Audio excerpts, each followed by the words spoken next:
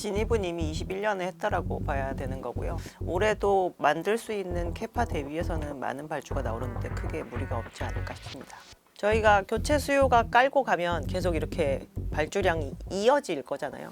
그래서 10년 넘게는 상관없을 것 같다라고 생각하고 있습니다. 만약에 중국이 다 모르겠고 그냥 증설로 갑니다라는 뉴스가 나온다거나 아니면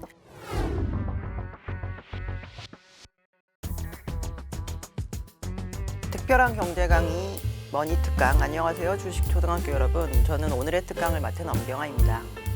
진입은 이미 21년에 했다라고 봐야 되는 거고요. 저희가 보통 사이클 산업에서 업사이클과 다운사이클을 얘기할 때 공급 대비 수요가 많으면 업사이클이라고 표현을 하는데요.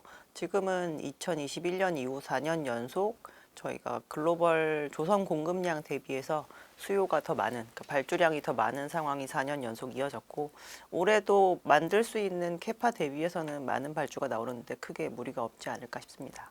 2007년 전후의 그런 2차 슈퍼사이클 때는 이제 중국이 전 세계 공장 역할을 하면서 해상 무역 시장에 있어서의 그 물동량 폭증을 가져왔었던 시기였기 때문에 운임이 막 10배씩 오르는 상황이었었고요. 실제로 그런 부분에 대한 기회비용을 빨리 이제 잡기 위해서 저희가 굉장히 조선 업체들도 증설을 많이 진행을 했고, 해운 업체들도 무작위하게 발주를 많이 진행을 했었던 부분이 있었습니다. 그때와 지금의 가장 큰 차이 중에 하나는 일단 운임 레벨 자체가 그때만큼 그렇게 높진 않고요. 그리고 해운 업체들 같은 경우도 이제 그때만큼 아주 다량의 발주를 한 번에 쏟아내거나 이러진 않고 있는 상황이고, 조선 업체 또한 그 계속적으로 수주가 많이 나오긴 하지만 폭발적으로 받아들이지 못할 만큼 많이 나오는 건 아니기 때문에 무분별한 증설을 진행하지 않는다는 거, 그게 가장 큰 차이인 것 같습니다. 저희가 교체 수요가 깔고 가면 계속 이렇게 발주량이 이어질 거잖아요. 그 이어지는 부분은 지금 한 7% 정도 바뀌었는데 저희는 30% 이상까지는 올라갈 거라고 보거든요. 그래서 10년 넘게는 상관없을 것 같다라고 생각하고 있습니다. 만약에 중국이 다 모르겠고 그냥 증설로 갑니다라는 뉴스가 나온다거나 아니면 선박을 굳이 교체하지 않아도 잠깐의 수리나 개조로 만약에 선박을 계속 사용할 수 있는 기술에 대한 인증이나 아니면 기술 개발이 이루어진다라고 하는 뉴스가 나오면 그러면 좀 사이클이 많이 주춤할 수도 있을 것 같습니다. 투자로 봤을 때는 아직은 그래도 괜찮다고 보면 되겠네요. 그렇게 네, 아직 10년 정도 아직은 남았으니까. 괜찮을 것 같습니다. 저희가 상반기랑 하반기를 나누면 상반기 대비해서 하반기가 조금 속도를 더 높였던 그런 특징이 있었는데요. 저희가 일반적으로 상반기보다 하반기가 시장이 좋을 때는 두 가지 경우일 때 그런 부분이 나타납니다. 하나는 일단 선가가 더 있는다고 빠지지 않겠구나라고 판단을 했을 때 차라리 빨리 발주하는 것이 그냥 낮은 성과를 잡는 좀 좋은 길인 것 같다라고 판단했을 때와, 실제로 해운사들이 하반기에 돈을 잘 벌었기 때문인 것도 좀 큰데요. 2024년 같은 경우 해운시황이 홍해 사태로 인해서 상반기에 연속적으로 13주 정도 운임이 상승하긴 했지만 그 상승한 운임으로 인해서 실적이 좋아졌던 시점은 3분기 실적 이후였었거든요. 그래서 어닝이 하반기에 좋았던 것과 이제 성과의 하락에 대한 가능성을 좀 적게 봤던 것, 이 두 가지가 2024년에 생각보다 좀 발주량이 더 많이 이끌어졌었던 그런 이유였던 것 같습니다. 저희가 조선업을 보실 때는 수량적인 지표는 선행 지표로 많이 사용을 하고요. 가격적인 지표는 약간 후행 지표라고 판단을 하시는 게 맞거든요. 왜냐하면 부동산 시장의 가격 형성 스킨과 똑같기 때문에 저희가 거래가 일어나지 않을 때 저희 부동산 뭐 네이버 부동산 같은 데 들어가서 이렇게 가격 조회해 보실 때 그 호가를 부른 가격이 그냥 그대로 걸려 있는 거잖아요. 만약에 거래가 일어나지 않는다라고 한다면. 그래서 조선업체들도 지금 만약에 수주가 안 이루어지면 그냥 조선업체들이 부르는 가격이 값이거든요. 그래서 지금 얼마나 활발한 거래량을 가지고 있느냐가 가장 좋은 지표인데, 2024년 같은 경우는 연간 6,581만 CGT의 발주량이 나왔습니다. 과거 2006년과 2007년을 제외하고는 가장 세 번째로 높은 수주량에 해당이 되고요. 저희가 전 세계 1년 생산 능력이 한 4천만 CGT 정도 되는 수준이니까 작년 같은 경우는 생산 능력 대비 거의 50% 높은 발주가 나온 거라고 보시면 될 것 같거든요. 그 정도면 충분히 굉장히 좋은 그 수치가 보여졌었고, 그거에 맞춰서 이제 주가도 좀 좋았다라고 이해하시면 될 것 같습니다.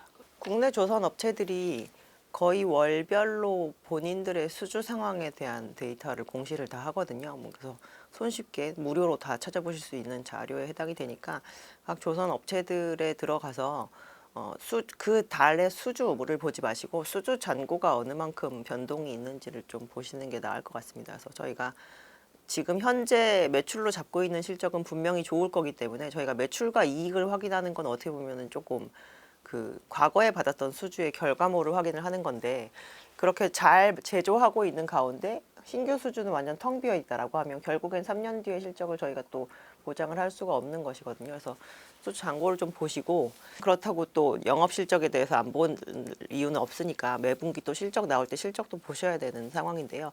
2025년 같은 경우는 특히나 저희가 작년에 이제 흑전에 성공을 한 거고 올해는 이익률이 얼만큼까지 확대될 수 있을 것인가가 좀 관건이니까 매번 실적 나올 때마다 그 부분도 좀 체크를 해보시면 좋을 것 같습니다.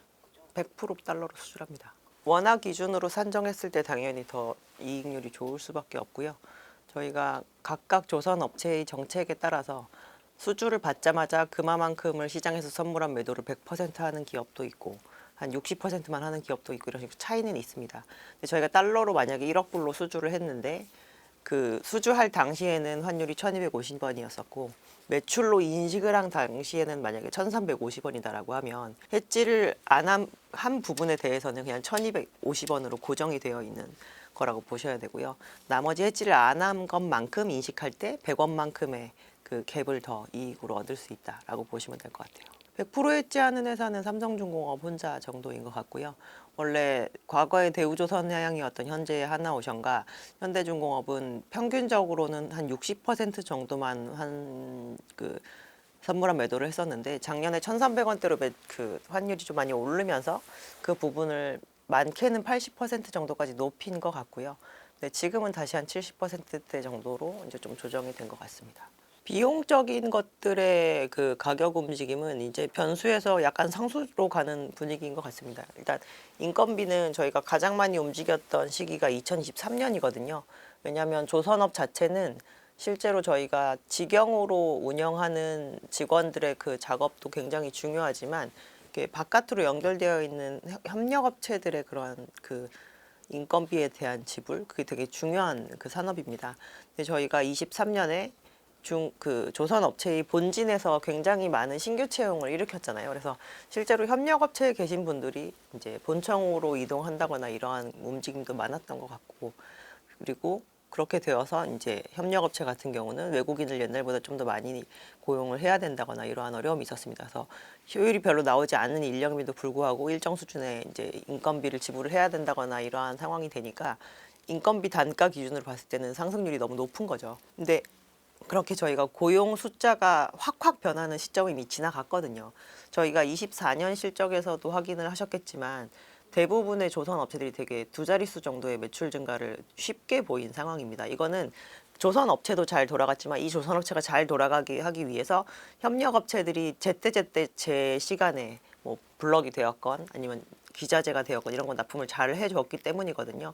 그래서 23년에 많이 고용한 인원들이 24년에 제대로 작업을 함으로 인해서 저희가 인건비 같은 경우는 이제 상향 안정화된 정도 수준에 잘 머물러 있는 상태인 것 같고요. 25년 이후에 조선업체들이 더 많은 양의 배를 앞으로 만들 일은 없습니다. 그래서 이 정도의 생산을 효율적으로 잘 이끌어가는 모습만 보인다고 한다면 인건비는 앞으로 그냥 물가 상승률 정도에 수렴하지 않을까라고 생각하고 있는 상황이고요. 재료비 중에서 저희가 즉각 시가를 반영하는 재료는 오직 하나거든요. 후판밖에 없습니다. 나머지는 보통 발주할 때 뭐 주요 기기 같은 것도 발주를 하기 때문에 수주를 할 때 하기 때문에 이제 그때 당시 이후에 만약에 가격이 변하면 그게 이미 성과에 또 반영이 되어 있을 것인지라 저희가 그 부분에 있어서의 그 비율이 크게 바뀌진 않거든요. 근데 후판은 철 제품이니까 저희가 궁극적으로 철 제품을 가장 많이 쓰는 산업이 무엇인지 생각을 해보면 부동산 경기나 건설 경기가 좋아야 됩니다. 글로벌 건설 경기가. 근데 특히나 이제 그런 거에서 양적으로 많은 비중을 차지하던 국가가 중국이었었는데 중국의 지금 부동산이나 건설 중후장대한 뭔가 굴뚝 산업에 대한 인프라가 그렇게 좋은 상황은 아니잖아요. 그래서 가격이 굉장히 많이 다운되었고 그러므로 인해서 이제 한국에 있는 철강사들이 중국 철강사들 막 반덤핑 제소도 하고 막 이러는데 시장 가격 자체가 지금 하향 안정화되고 있는 흐름을 꺾을 수는 없기 때문에 조선 업체들 입장에서는 재료 가격이 이제 길게 좀 안정적으로 하향화되는, 그래서 저희 코로나 초기에 톤당 600불 하던 게 거의 1000불까지 갔다가 지금 거의 다시 600불대로 내려온 상황이거든요. 그래서 재료 가격은 매우 안정화된 상황이라서 그 부분은 만약에 2025년 하반기 이후에도 오르지 않는 상황이 된다라고 하면 조선 업체들이 현재 세워놓은 계획 대비해서 오히려 더 유리한 방향으로 움직이는 거라고 보셔도 될 것 같습니다.